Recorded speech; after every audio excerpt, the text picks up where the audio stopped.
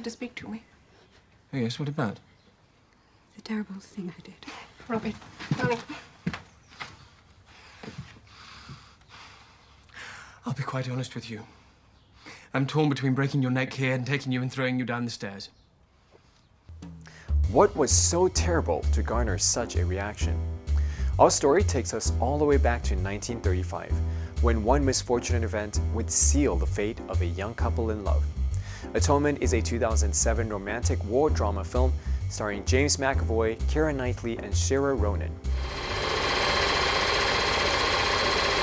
In 1935 England, 13-year-old Bryony Tallis, the youngest daughter of the wealthy Tallis family, is set to perform a play she wrote for an upcoming family gathering. She spies on her older sister, Cecilia, and the housekeeper's son, Robbie Turner, with whom she's infatuated.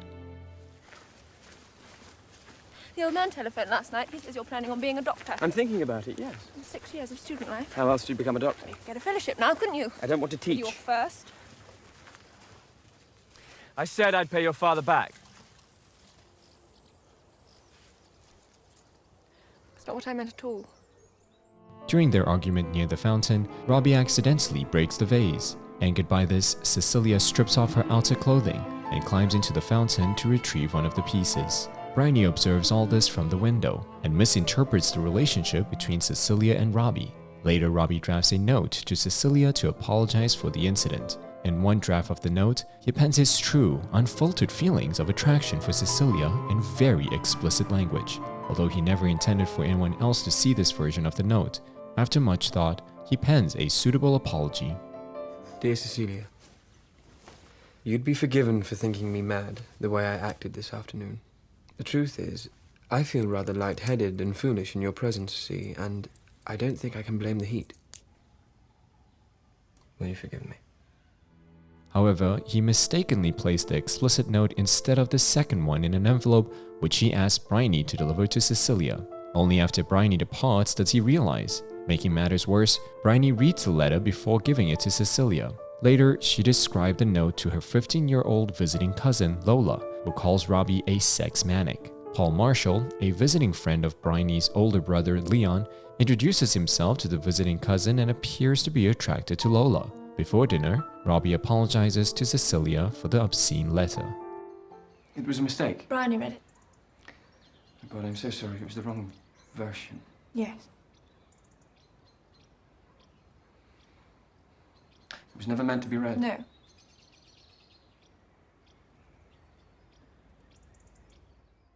Robbie then follows Cecilia into the library and, to his surprise, she confesses her secret love for him.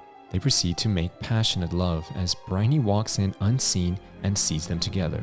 During dinner, Lola's twin brother go missing and the household organizes into search parties. While participating in the search, Bryony comes across Lola being raped by a man who flees upon being discovered. The two girls talk and Bryony becomes convinced that it was Robbie. A confused Lola does not dissent, and the two return home. Bryony tells the family she knows who it was and professes when the police arrives. You saw him then? Yes, I saw him. Just as you see me? I know it was him. You know it was him? Or you saw him? Yes, I did. I saw him. With your own eyes? Yes, I saw him. I saw him with my own eyes. Later, Robbie, who finds the twins unharmed, returns to the house to see everyone waiting for him suspiciously. He ushers the twin inside and is promptly arrested, despite Cecilia's plea of his innocence. Bryony's testimony, along with the explicit letter she turns in, convinced everyone but Cecilia of his guilt. 4 years later, during the Second World War, Robbie is released from prison on the condition that he joins the army and fights in the Battle of France. Separated from his unit, he makes his way on foot to Dunkirk. He thinks back to 6 months earlier when he met Cecilia, who's now a nurse. They try to rekindle their relationship. Had I been allowed to visit you, had they let me every day, I would have been there every day. Yes, but if all we have rests on a few moments in a library 3.5 years ago, then I'm not sure. Robbie, look. I don't know if... Look at me. Look at me. Come back. Come back. Bryony, now 18, joined the nursing unit in London rather than go to the University of Cambridge. She writes to her sister, but Cecilia cannot forgive her for the part she played in Robbie's arrest. In the meanwhile, Robbie, who is gravely ill from an infected wound, begins to hallucinate after arriving at the beaches of Dunkirk, where he and his mates await evacuation. They find a place to rest for the night. Tuck yourself in. Keep yourself warm.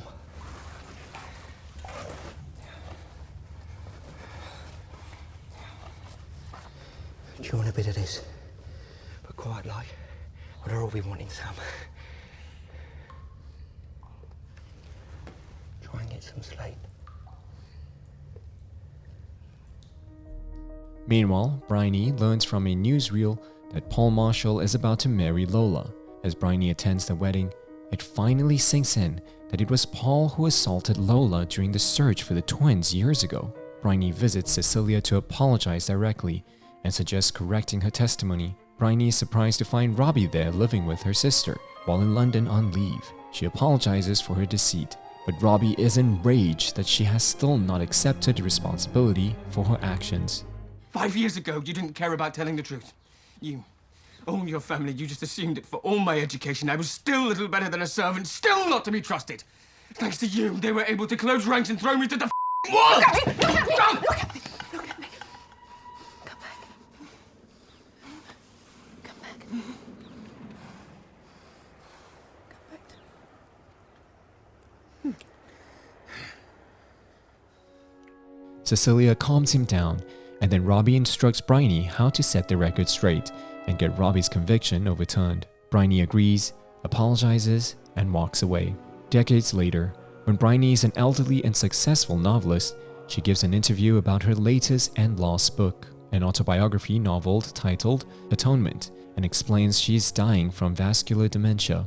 During the interview, she reveals the portion of the book where Robbie and Cecilia are living together and she attempts to apologize to them is completely fictitious. The reality is that she could never atone for her mistake, and Cecilia and Robbie were never reunited. Robbie died of septicemia from his infected wounds on the morning of the evacuation at Dunkirk, and Cecilia died months later after drowning during an underground flood due to the Belham tube station bombing during the Blitz. But what sense of hope or satisfaction could a reader derive from an ending like that? So in the book, I wanted to give Robbie and Cecilia what they lost out on in life. I'd like to think this isn't weakness or evasion, but a final act of kindness. I gave them their happiness. Bryony's ending describes Cecilia and Robbie happily reunited, staying in the house by the sea which they had intended to visit once the war was over. Atonement is the concept of a person taking actions to correct previous wrongdoings on their part, either through direct actions to undo the consequence of that act, equivalent action to do good for others, or some other expression of feeling of remorse. Do you feel like Bryony has atoned for her mistakes? Well, let us know in the comments section. 接下来我们来揭晓今天的学习内容。Tuck yourself in. To tuck is to fold, gather, or insert like a way you would tuck in your shirt into your pants.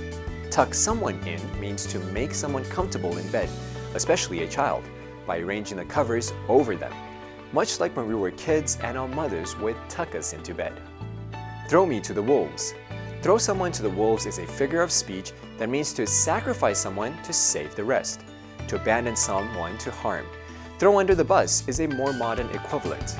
Throw to the wolves is also sometimes used more generally to describe abandoning someone for any reason, such as some unwanted trait, similar to throw to the lions and throw to the dogs, which also derive from the supposedly man-eating appetite of a beast that describes putting someone in a very unpleasant or difficult situation without helping them, especially as a way of protecting oneself. And that's it for this episode of Cinephile. You can find more on the Funday website. Let's make every day a fun day. Beautiful day. I suppose so. Too hot for me. Are you enjoying your book? No, not really. It gets better. Fair fielding any day. 哦，肚子痛没有卫生纸，怎么办？哎，这边有电话。Hello, how can I help you? 喂 ，hello, I need a tea. You want a cup of tea? No, I need a t-shirt. You need a t-shirt? You got your clothes wet? No.